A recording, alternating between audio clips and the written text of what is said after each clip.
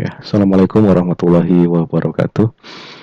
Hari ini kita akan belajar tentang himpunan dan diagram Venn. Slide yang saya tampilkan ini saya ambil dari www.powershow.com. Ini adalah suatu situs yang menyajikan berbagai macam materi tentang matematika secara umum. Slide yang saya tampilkan ini menggunakan bahasa Inggris, ya kita sama-sama belajar ya. Nanti Anda bisa buka kamus atau apa nanti. Sheet ini berarti himpunan, kemudian Venn diagram itu adalah diagram Venn. Seperti yang kita tampilkan di bagian depan, ini ada beberapa notasi dari himpunan. Mungkin Anda pernah melihatnya, ini seperti kurung, kurawal, dan seterusnya. Nanti kita akan pelajari lebih lanjut di dalam. Ketika berbicara tentang himpunan, biasanya dinyatakan dalam bentuk diagram Venn salah satunya, seperti pernah kita pelajari waktu di SMP. Kita mengenal namanya bilangan prima, kemudian ada bilangan asli, dan juga bilangan genap. Di sana ada beberapa unsur yang sama atau bersesuaian. Kita mulai yang pertama tentang himpunan terlebih dahulu. Sebuah himpunan adalah kumpulan dari beberapa objek, maka di sini ada tambahan S. Nah, objek-objek ini bisa berupa bilangan-bilangan, kata, atau benda-benda tertentu yang pastinya bisa didefinisikan dengan jelas mestinya. Himpunan diberi nama menggunakan huruf kapital atau huruf besar. Kemudian objek-objeknya itu ditulis di dalam tanda kurung kurawal seperti yang warna ungu pojok di atas. Contoh misalkan ada himpunan A, isinya adalah angka 2, 3, 5, 7, 11, 13. Kemudian himpunan B, square, rectangle, trapezoid, dan seterusnya. Kemudian himpunan C ada desk, chair, student, whiteboard, komputer, dan teacher. Nah, tentunya himpunan ini bisa didefinisikan seperti himpunan A. Berarti ini adalah himpunan bilangan prima yang kurang dari 17. Kemudian yang B ini adalah bangun-bangun datar. Kemudian C, kalau kita lihat berarti ini benda-benda yang mungkin ada di dalam kelas. Jadi sebuah himpunan ditulis dalam huruf besar, isinya bisa berupa bilangan, bisa berupa kata, atau bisa berupa benda, asalkan bisa didefinisikan dengan jelas isinya tentang apa. Selanjutnya ada istilah elemen. Kalau dalam bahasa Indonesia berarti anggota. Sebuah anggota dari suatu himpunan itu adalah a member, ya anggota lah dari himpunan tersebut. Biasanya disimbolkan dengan notasi semacam ini, ya semacam ini, seperti huruf E, yang artinya dia adalah anggota dari.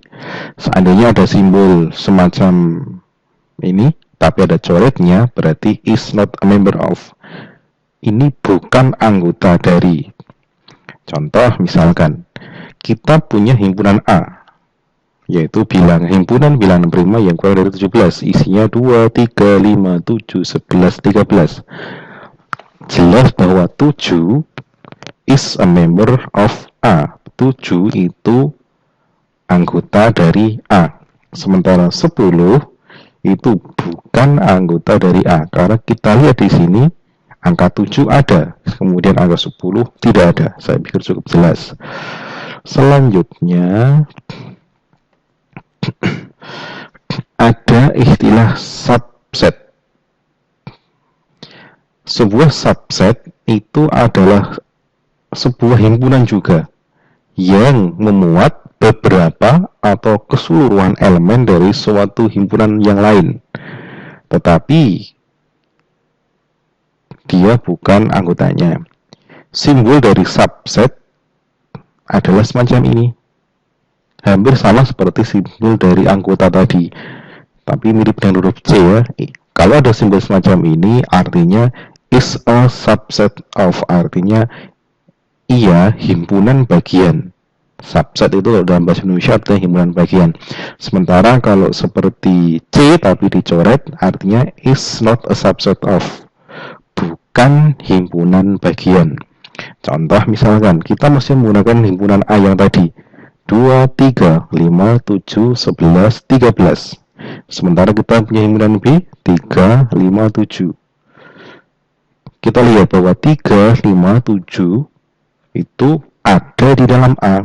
Maka 3, 5, 7 itu himpunan bagian dari A. Sementara pada himpunan C ada 1, 2, 3, 4. 2, 3-nya ada, tetapi 1 dan 4-nya tidak ada di A. Maka C itu bukan bagian dari A, meskipun ada dua elemen yang sama. Nah, kalau dinotasikan dalam bentuk gambar kira-kira semacam ini. Kalau kita punya himpunan A, maka jika B itu dikatakan subset dari A atau himpunan bagian dari A, maka keseluruhan dari B itu berada di dalam A. Tidak hanya sebagian, melainkan keseluruhan. Jika hanya sebagian, ada istilah tersendiri, nanti kita pelajari di belakang. Selanjutnya, ada istilah union. Kalau kita terjemahkan dalam bahasa Indonesia, artinya gabungan. Gabungan dari dua himpunan itu juga himpunan juga, yang memuat keseluruhan dari elemen-elemen dari kedua himpunan tersebut. Saya ulangi, kalau dalam bahasa Indonesia berarti gabungan itu himpunan juga, di mana elemen-elemennya itu memuat seluruh elemen dari kedua himpunan yang digabungkan. Hanya saja elemen-elemennya hanya ditulis satu kali, listed only once. Simbolnya seperti huruf U, mengambil kata union, maka U artinya union of, gabungan. Ya, misalkan saya punya himpunan A 3, 5, 7, 9, kemudian himpunan B 1, 2, 3, 4, 5, 6. Maka kalau kita ingin menuliskan A union B, kita tuliskan semuanya. Tetapi jika ada yang sama cukup ditulis satu kali. Apakah ada yang sama di sini? Ada. 3-nya sama, tinggal usah ditulis 2, ditulis 1 saja. 3. 5-nya tulis 1 saja. Sementara yang lain tuliskan. Maka dipilih 1, 2, 3, 4, 5, 6, 7, dan 9. A dan B kita gabungkan. Kalau ada yang sama cukup ditulis satu kali. Seperti contoh di atas, listed only once. Selanjutnya, kalau kita nyatakan dalam diagram Venn semacam ini, oh ya, ini diagram Venn ya. Misalkan saya punya himpunan A isinya 1, 2, 3, 4 X, sementara himpunan B 3 W, X, Y, Z. Kalau kita tulis dalam bentuk, kita nyatakan dalam bentuk diagram Venn menjadi semacam ini. Tampak bahwa X dan 3 hanya ditulis satu kali. Sehingga kalau kita menuliskan A gabungan B, ya keseluruhannya ini dari A dan B. Nah, terus siapa X dan 3? Nah, kita lihat di sana ada intersection of two set. Intersection dari dua himpunan adalah sebuah himpunan yang hanya memuat elemen-elemen yang sama dari kedua himpunan tersebut. Simbolnya adalah seperti huruf N, yang artinya intersection of. Kalau diterjemahkan dalam bahasa Indonesia berarti irisannya. Mudahnya cari elemen yang sama. Kita masih menggunakan contoh seperti tadi. Himpunan A itu 3, 5, 7, 9. Kemudian himpunan B 1, 2, 3, 4, 5, 6. Cari yang sama yang mana? Yang sama adalah 3 dan 5. Maka A intersection B atau A irisan B isinya adalah 3, 5. Selanjutnya lagi, kalau kita nyatakan dalam bentuk diagram Venn, ini seperti contoh yang tadi ya, X dan 3, ini hanya mengulang dari slide sebelumnya. X dan 3 ini berada di A, juga berada di B. Artinya dari himpunan A dan himpunan B ada unsur atau elemen yang sama, yaitu X dan 3. Maka dikatakan bahwa A irisan B itu isinya X dan 3. Nah, di sana juga ada istilah empty or null set. Artinya himpunan kosong, yaitu sebuah himpunan yang tidak ada elemennya atau tidak memuat elemen apapun. Simbolnya kurung kurawal tapi tidak ada isinya, atau seperti angka 0 atau huruf O dicoret, sama ini artinya, yang artinya himpunan kosong. Contoh misalkan kita akan mengoperasikan dua macam himpunan A dan B. Saya punya A itu 3, 5, 7, 9, B itu 2, 4, 6, 8. Kalau kita cari intersectionnya atau irisannya, apakah ada yang sama? Ternyata tidak. Maka dituliskan A irisan B itu dengan notasi semacam ini, atau di bawahnya, yang artinya himpunan kosong. Kenapa bisa begitu? Coba kita perhatikan. Pada himpunan A 3, 5, 7, 9. Ini kalau kita definisikan, dia adalah bilangan ganjil kurang dari 10. Sementara yang B, bilangan genap kurang dari 10. Jelas sekali bahwa antara A dengan B itu tidak akan pernah berpotongan sama sekali. Berikutnya, kalau kita tuliskan dalam bentuk notasi diagram Venn seperti semacam ini, saya punya himpunan 1, 2, 3, 4, kemudian himpunan B-nya W, X, Y, Z. Tampak di sini tidak ada intersectionnya, tidak ada yang sama. Di daftar tidak ada yang sama, kemudian dinyatakan dalam bentuk gambar diagram Venn pun tidak ada irisannya. Maka jelas bahwa kedua himpunan ini dinyatakan dalam bentuk null set atau diagram atau himpunan kosong, karena tidak ada satupun unsur atau elemen yang sama. Operasi berikutnya ada istilah complement of set. Komplement itu adalah suatu himpunan di mana semua elemennya berada pada himpunan itu, tetapi dia tidak berada pada himpunan A. Kebalikannya atau lawannya, istilahnya universal set akan didefinisikan untuk berbagai situasi. Dinotasikan dalam bentuk aksen, mungkin di dalam literatur atau referensi yang lain menggunakan pangkat C ya. Contoh misalkan O ini adalah bilangan ganjil yang kurang dari 10.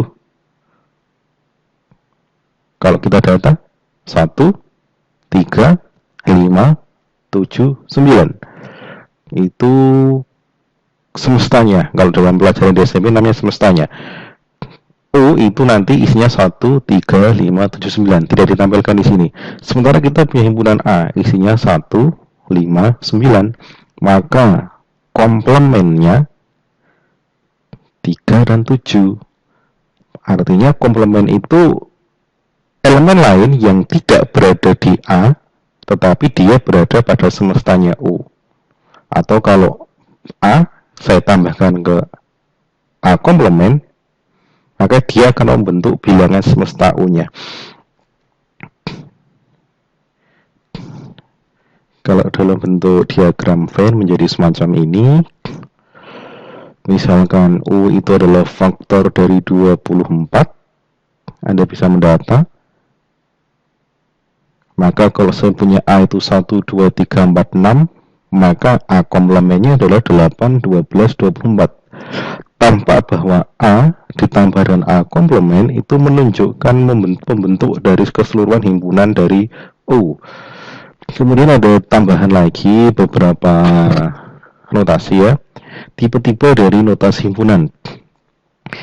Kadang himpunan dinyatakan dalam bentuk description notation, jadi ditulis di deskripsinya. Misalkan I itu himpunan bilangan-bilangan integer, A itu himpunan bilangan ganjil yang kurang dari 20. Jadi dalam bentuk kalimat kalau deskripsi itu. Kemudian roster notation, berarti kita data isinya seperti apa. Kemudian kalau set builder notation itu diberikan suatu notasi pembentuk himpunan. Dalam bidang matematika yang lebih umum, biasanya kita menggunakan bentuk yang terakhir, set Wilder rotation.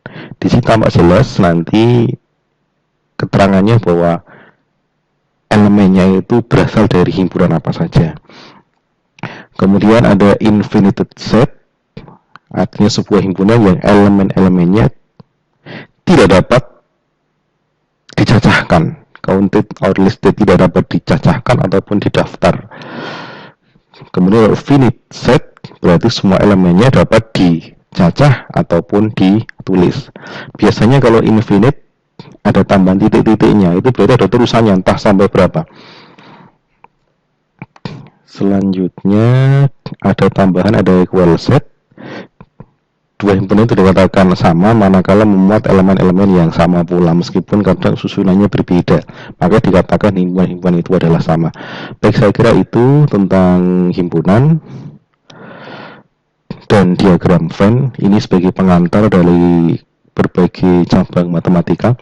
Karena secara umum ketika kita belajar matematika yang lebih lanjut, sebagai dasarnya adalah logika dan himpunan. Saya kira itu.